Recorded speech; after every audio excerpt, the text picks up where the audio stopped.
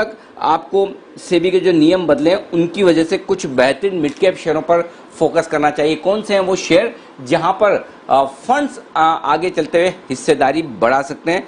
आपके लिए टॉप 3 बेहतरीन स्मॉल कैप शेयर्स लेकर आ रहे हैं वरिंदर बंसल। तो स्वागत करते हैं वरिंदर, स्वागत है आपका। सबसे पहले बताएं, जो आपने पूरी रिसर्च की है और जो आपने फंड्स के पोर्टफोलियो देखे हैं, इन कंपनियों की भी आपने डेटा देखे हैं, उसके बेसिस पर कौन सा है वो पहला स्टॉक जो आपको लगता है कि फंड्स की खरीदारी की लिस्ट में आगे रह सकता है?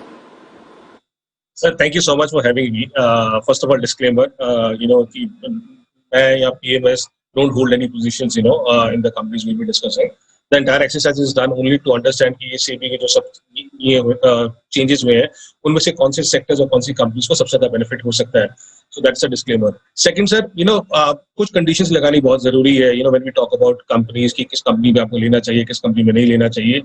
जैसे आप मेरे ख्याल में कल से बोल रहे हैं कि एक ही क्रक्स है कि आपको वही लेना है जिसके फंडामेंटल स्ट्रांग है, अदरवाइज नथिंग.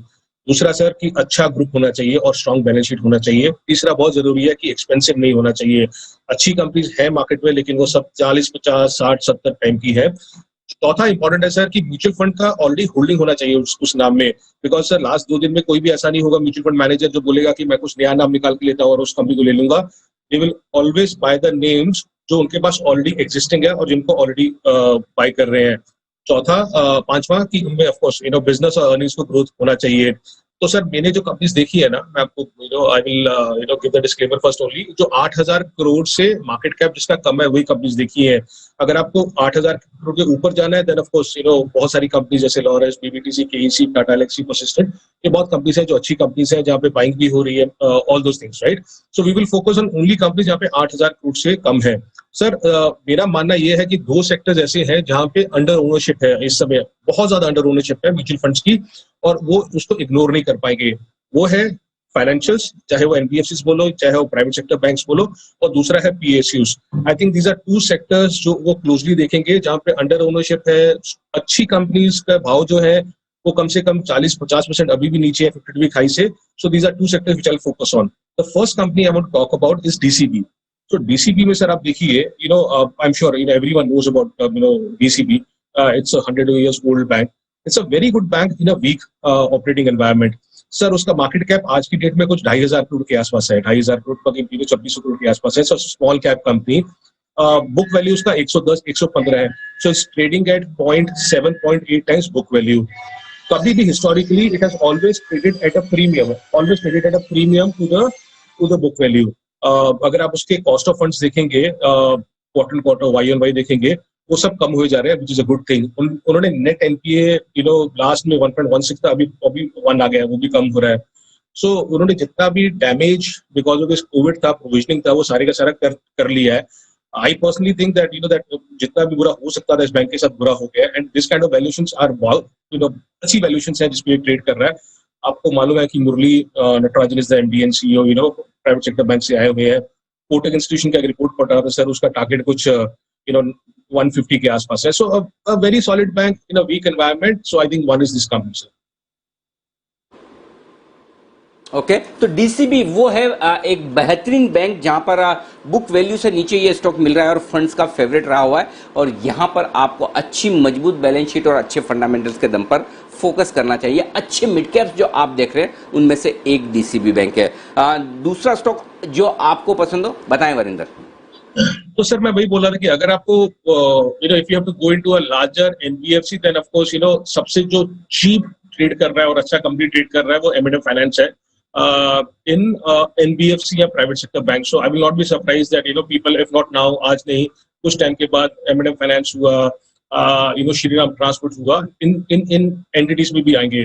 दूसरा जैसे आपने पूछा सर, एज ए सेड कि अंडर ओनरशिप किन सेक्टर्स में है, दैट हैज टू बी की थीम. तो मेरे हिसाब से जो अंडर ओनरशिप है सर वो है पीएसयूज में भी है.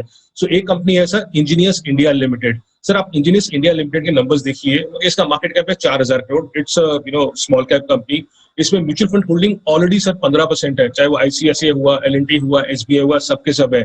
सर इसका वैल्यूएशन 10 टाइम पे ट्रेड करता है. आरओसी 28% है. इंपॉर्टेंट क्या है सर, 4,000 करोड़ में इसके पास 2,700 करोड़ कैश पड़ा है. नेट कैश 2,700 करोड़ इसके पास पड़ा है. जीरो डेट है. डिविडेंड यील्ड 5.5% है. कभी लॉस नहीं किया. कैश फ्लो हमेशा पॉजिटिव रहा है। इसका ऑर्डर बुक है 10,000 करोड़ का, जो विच इज नियरली 3.5 टाइम्स इसकी सेल्स का। और इसमें एचपीसीएल का बारमेर और एचपीसीएल का वैजाग रिफाइनरी जब चालू होगा वो बहुत बड़ा ट्रिगर होगा। इसलिए I am saying it's such a cheap stock कि इसको इग्नोर करना थोड़ा टाइम के लिए मेरे ख्याल में मुश्किल हो जाएगा फंड वालों को आगे जाके। और तीसरा सर, मैं एक और थीम सोच रहा था कि कौन सी कंपनीज है जो छोटी है, स्मॉल कैप में है, बट बहुत बड़े ग्रुप की है, और whether these are the companies जो अभी म्यूचुअल फंड के रडार पे आएंगी आज नहीं तो कल, वट एवर टाइम पीरियड में आएंगी। तो उसमें सर सेंचुरी टेक्सटाइल है। आप सोचिए, सेंचुरी टेक्सटाइल का मार्केट कैप इस समय कुछ 3800 करोड़ के आसपास है। म्यूचुअल फंड का ऑलरेडी 9% है। जैसे मैंने बोला, they should be holding this entity. Textile, pulp and paper, real estate में है, इनका प्रेजेंस है। तो पेपर और टेक्सटाइल का एबिटा सर 500-550 करोड़ एक्सपेक्टेड है। आप उसको 5 टाइम या 6 टाइम कुछ भी दीजिए तो 3000 करोड़ का वैल्यूएशन तो उसका सिर्फ पेपर, पल्प, टेक्सटाइल का बन जाता है। जो रियल एस्टेट का है उसका वैल्यूएशन अगर मैं ईबी पे भी लगाऊं तो हम आज की डेट में कुछ 1500 करोड़ उसका वैल्यूएशन दे रहे हैं, which is nearly 70-80% discount to the NAV. So इसमें ट्रिगर्स बहुत है। डेट 6000 करोड़ से 1400 करोड़ आ चुका है ऑलरेडी। बीएनके का एक रिपोर्ट आया था जिसमें उन्होंने बोला कि हाँ भी 200 से 300 करोड़ फ्री कैश फ्लो ये जनरेट कर सकते हैं हर साल। सो अगर ये 20 रुपए ईपीएस कर गए सर, तो it's trading at what 15 times earnings. So again not a cheap stock, good, very good group and all. So I think these are 2-3 companies जो इन्वेस्टर्स को हुआ या फंड मैनेजर्स को हुआ वो सब रडार पे रखेंगे। These are not expensive, good pedigree and all. So as I said, sir, मैंने ये बताया only for education purpose, but I will put a disclaimer first that disclaimer again कि me, my fund or no one owns some of these companies what we discussed. तो वरिंदर, ये जो 250 share हैं top वाले, मतलब 1 से 100 तक तो लार्ज कैप हो गए, राइट? और 100 से 250 तक आपके स्मॉल कैप हो, मिड कैप हो गए, करेक्ट? Yes sir. हाँ, और बाकी बचे स्मॉल कैप इतने सारे, राइट? Yes sir. अब उसमें से आप खाली 3 दे रहे तो हमारा पेट कैसे भरेगा, ये बताइए। तो खाली 3 पिक से क्या होगा? सो एक्चुअली हमने क्या किया सर, आई टेल यू कि हमने क्या प्रोसेस भी किया था इसके लिए। जैसे आपने बहुत अच्छी बात बोली कि हमने 250 से लेके नीचे वाली सारी कंपनीज देखी कि कौन सी है, और वो भी 6 महीने का आपको एवरेज लेना मार्केट कैप का, आपको कल का मार्केट कैप नहीं लेना। तो you put one those names and put all the financial जो आपको भी सही लगते हैं, price earning, price to book, EV, EBITDA, debt equity, ROC, जो भी सारे के सारे हैं। इंपॉर्टेंट सर क्या है कि आपको ये भी देखना है कि कौन से म्यूचुअल फंड का कौन सी कंपनी में इंटरेस्ट है। So I can tell you list of companies जहां पे कोटक हुआ, एचडीएफसी हुआ, लास्ट 5 महीने से सबसे ज्यादा कौन सा स्टॉक ले रहे हैं, और उन्हीं स्मॉल कैप में इंटरेस्ट आएगा उनका, और वही कंपनीज लेंगे बार बार।